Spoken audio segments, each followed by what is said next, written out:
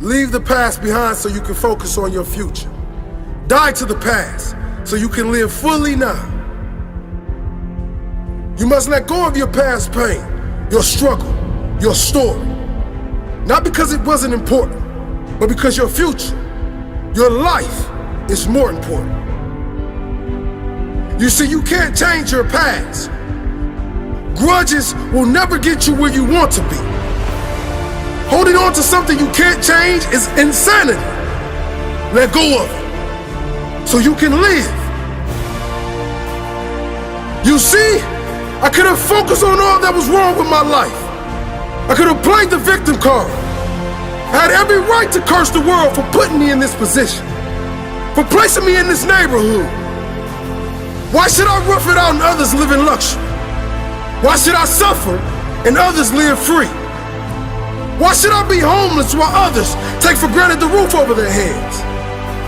But I believe I needed to see all of that, to go through all of that, to become the human I am today. I chose not to be defined by my circumstances, but defined by my attitude towards being my circumstances. Defined by my ability to rise above. Rise above to the racism, limitation, and lack. Rise above lack of ambition around me.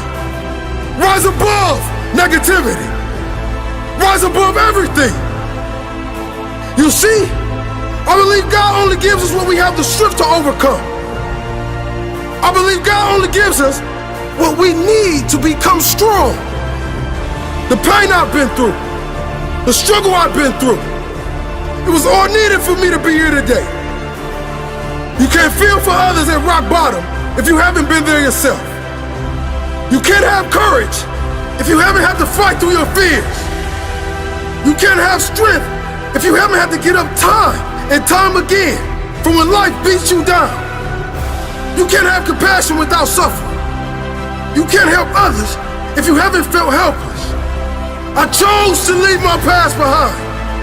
I decided my future was more important than holding on, than saying, why me? Why me? No, no, I say try me. Life tested me and I won. Life will be back. Life will test me again. But I now know I have the strength to overcome.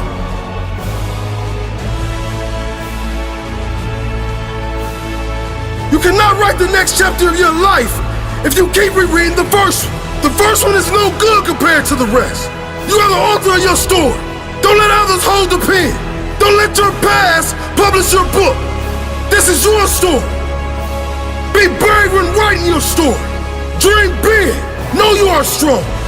So much stronger than you give yourself credit for. Leave the past behind. Plan now. Leave the darkness of your past behind so you can focus on letting in the light of your future.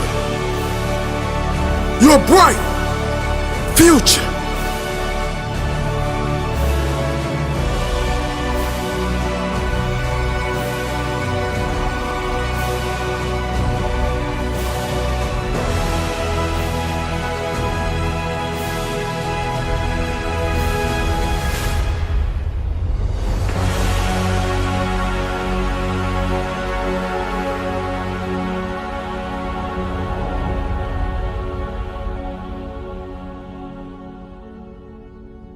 Almost everything you do from the time you get up in the morning is habit. So start to think about yourself. What would be the best habits to have? A starting ritual is a repeated behavior that you adopt in order to trigger a new habit. When you wake up in the morning, say thank you for grace. Thank you for love. Thank you for kindness. Thank you for prosperity.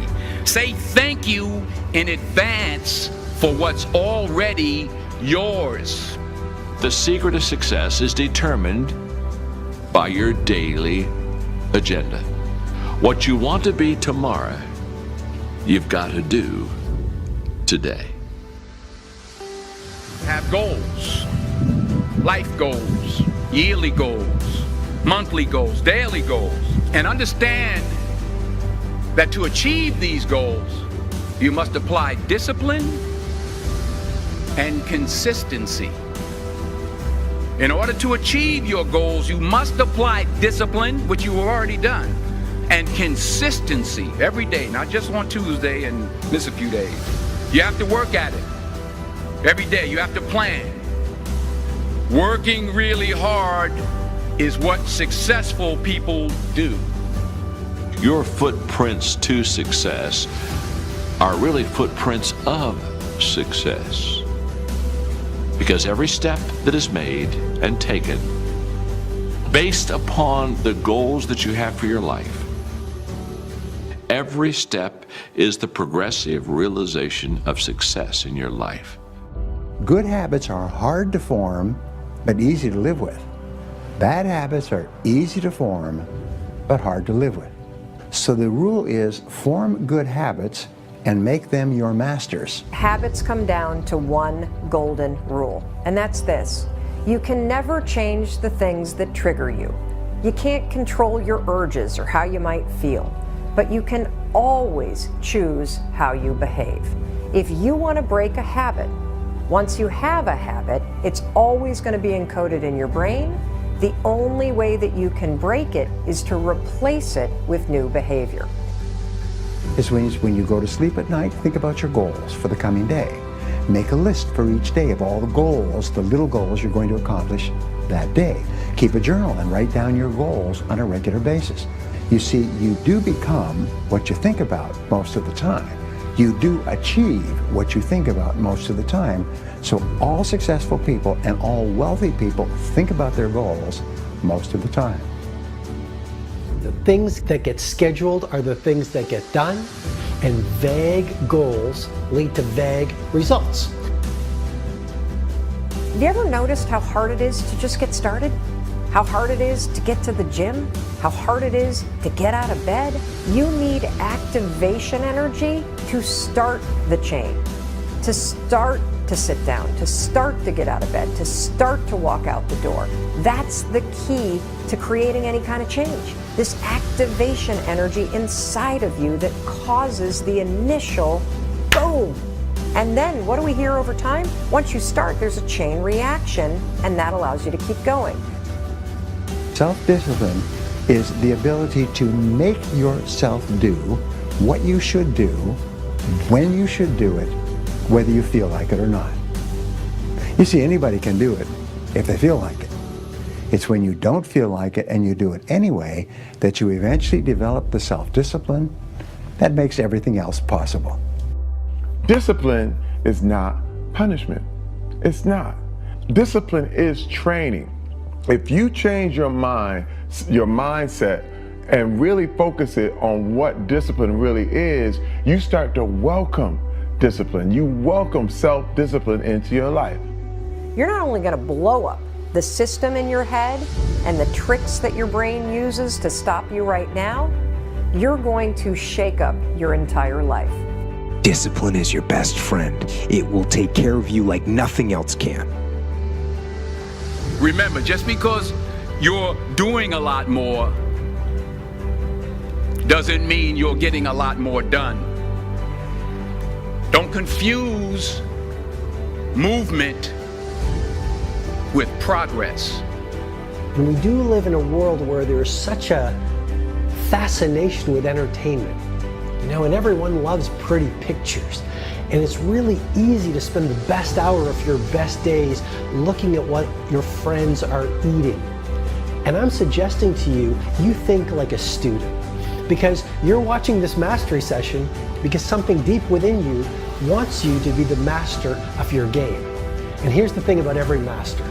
Every master thinks like a beginner. They're always learning. Anything you want good, you can have. So claim it. Work hard to get it. Don't just aspire to make a living. Aspire to make a difference. Make today count. Success or failure as a human being is not a matter of luck or circumstance or fate or the breaks, or who you know, or any of the other tiresome old myths and cliches by which the ignorant tend to excuse themselves. It's a matter of following a common sense paradigm of rules, guidelines anyone can follow. You have something unique and amazing to offer to the world that nobody else can do. It is your job. The purpose of your life is to figure out who you are. And the way that you do that is you tune out. You tune out the world and you tune in here. Yeah, you gotta go read. You gotta go read. You gotta watch a ton of videos. You gotta tune into this show every week. You've gotta explore. You've gotta experience. You gotta fail. But then you've always gotta calibrate it against what are your instincts saying? What energizes you? What depletes you? It's really that simple. Follow the things that energize you. Follow the things that you're naturally curious about. You are not only unique. I think you're a bloody miracle, the fact that you were born who you were born. The way you begin each day sets up the way you live each day. I mean, the Spartan warriors said it so well. Sweat more in training, bleed less in war.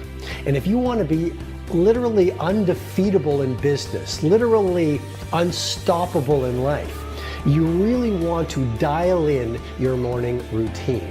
And so you want to do things like starting the day sweating, because that releases BDNF, brain-derived neurotrophic factor, that repairs brain cells from stress. You want to sweat because that's going to increase your metabolic rate, which is going to give you energy. And we live in a world where energy is even more valuable than intelligence. You want to, in your morning routine, take the time to write in a journal so you actually can detect your values, reconnect with your goals each day, because awareness is the beginning of transformation. Aristotle said you are what you repeatedly do. Therefore, excellence ought to be a habit, not an act. Don't ever forget that. It's not what you do once every year that is going to allow you to live a legendary life. It's what you do every single day. Whatever your goal or dream is, my friend, you need other people to know about that dream. They should know what you're trying to accomplish, why you're trying to accomplish, how you're trying to accomplish it, when you're trying to accomplish it, and exactly what you are willing to do to accomplish it. One of the things that we have to do as we're pursuing our dreams and our goals is that we have to know that failure is not an option. You know, and you got to hear this one. This one is important because you got to tell yourself, despite, again, the circumstances, the situations, you have to tell yourself that, listen to me, I'm not going anywhere until I get the goal. Like, until I make my dreams become a reality, I'm not quitting. I don't care how much money I have to invest. I don't care how much time I have to invest. I'm going to continue to do this until I become successful. The number one thing that's going to change your life, the only thing that will change your life, change your business, change your money, change your relationship, is you must raise your standard. We become our standards in many ways. If you are surrounded by B players or average performers, and that is your standard, then your mindset will operate at the standard that is offered to you by the people around you. I mean, we do become our social orbit. Everyone in the world has a list of things they think they should do. I should lose weight. I should work out. I should spend more time with my kids. I should work harder. I should make more calls. I should. What changes people is when your should becomes a must. When suddenly the thing you said should happen has to happen. That's when human beings change. To have the results of a game changer, you need to start thinking and behaving like a game changer. And that means thinking like a game changer, populating your mindset with the best books, with the best ideas, with the best conversations, behaving in ways that most people don't behave. Again, you want to have the results very few people have, you've got to start doing things that very few people do. Turn off the television, delete the naysayers, stop gossiping and start producing, eat better food, run longer runs, shift from a focus on what's not working to a focus on what's working. I mean, you really want to install a whole new series of mindsets and a whole new series of rituals that very few people are doing. Every day we put in place actions and ideas that will determine the shape and substance of our tomorrows. You will receive from the world who you become. But the doorway to success, I suggest to you, swings inward, not outward. And the best way to have a game-changing life, and the best way to have a world-class lifestyle, and the best way to change the world is to change yourself. I mean, we get from life who we become. Nothing can change until we do. When we change, our worlds will change. All of us in life have things we want. We don't get what we want. We get what we have to have. When you're no longer willing to tolerate something, that's when your life changes. I just did a podcast on habits, right? How to be able to adopt new habits and also delete and get rid of, break bad habits, right? And so a lot of people always want to usually make a change on behavior. They want to get themselves to work out. They want to get themselves to meditate. They want to get themselves to read more each day. They want to get themselves to X, right? Or they want to stop some behavior. They want to stop smoking. They want to stop eating this food. They want to stop, I always tell people, stop checking your phone the first hour of the day. I love that. And that's like sacred time for me, because I think that if you want to be an elite mental performer or real life superhero, you don't want to start off by checking the phone. We talked about this in the past because you're training yourself to be reactive, right? You're getting your dopamine, you're frying your nervous system with all these likes, shares, comments, and everything else like that. You've said, if I'm not mistaken, you sell your sovereignty. We do. If you start by checking your phone. I love that so much. Because you're reacting and firefighting to everyone's everything that everyone wants. So you're not really you're not living, you've heard this many times, right? If you want to, you win the first hour of the day to win the rest, you win the day, right? And so anything you want to stop, so like say you want to stop checking your phone, right, in the morning, then there's certain, that's a behavior, right? But there's so many other elements to be able to change because most behaviors don't stick, right? And so what I'm thinking about when I want to transform or transcend or make a real positive change, I'm looking at all the other areas of ourself. So I'm looking at, for example, our environment. Are people setting up their environment to win? So change doesn't just happen at this level of behavior, but what you have to change the environment. So for example, if you want to stop eating a certain food, it helps to be able to have not have that food in your home, right? So you change the environment. If you want to read more, it helps to help set up your environment where you have the books readily available, where you're going to read it because they perform, how I approach habit change is this area of motivation and this trigger, right? You want to trigger it to help remind you to do the behavior, right? So are you setting up the environment in a way that triggers the behavior that you want? That's why, people like Mark Zuckerberg or Tony Hsieh, they wear the same t-shirts and sweatshirts all the time because they don't want to spend, use up one of their decisions thinking, oh, what am I going to wear today?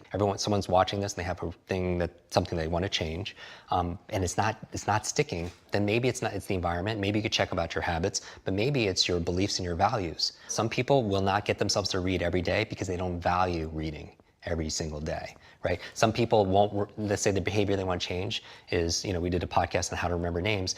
I could teach them step by step on how to remember the name of most people that they meet, yet they won't do it because they don't value it, or because that's not important to them, or they don't believe that they can, right? Just like we talked about earlier, saying your brain is like a supercomputer, and your self-talk is a program it runs. So if you tell yourself you're not good at remembering names, you will not remember the name of the next person you meet because you program your supercomputer not to. They don't have a belief that enables that. So when I say all behavior is belief-driven, if you want to do this behavior, whatever it is, journal, whatever it is, then you need a belief that allows that to happen because that's the program that allows it. So how do you get that belief? Because you're going to feel like you're faking it. Right. And that's where most people stop, right? They think, okay, I get it, I hear what Jim is saying, that if I am able to shift my belief, then I can get a different behavior, but I don't believe it, so now I'm just sort of faking it.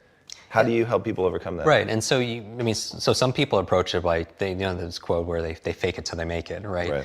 So my thing with belief is, like when I do trainings in groups or online, my favorite way of changing a belief is getting them to do something they never thought they could do, because it opens up another possibility. Like what?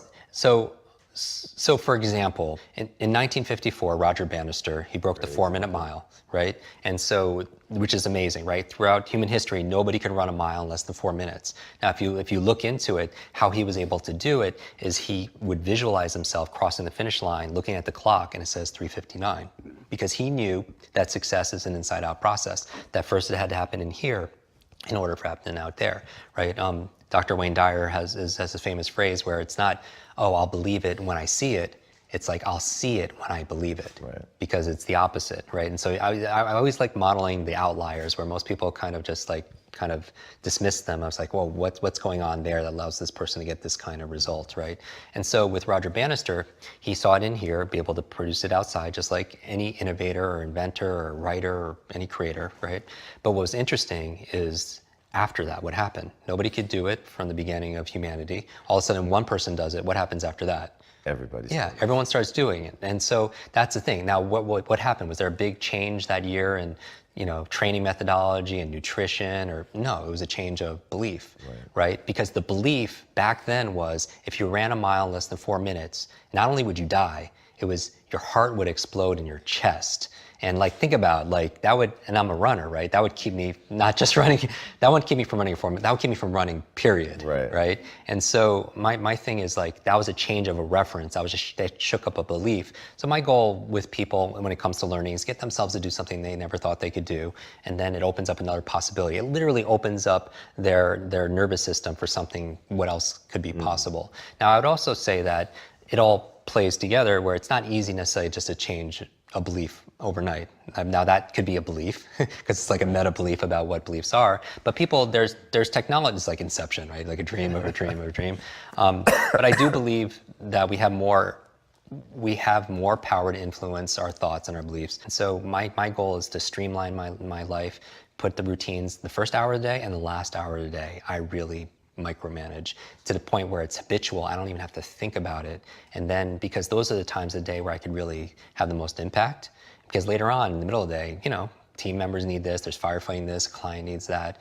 But the first hour, the last hour, I really want to control. So all this really helped develop grit and resilience, in my body so I could have the ability to persevere. And also I stand guard to my brain all the time, what goes in.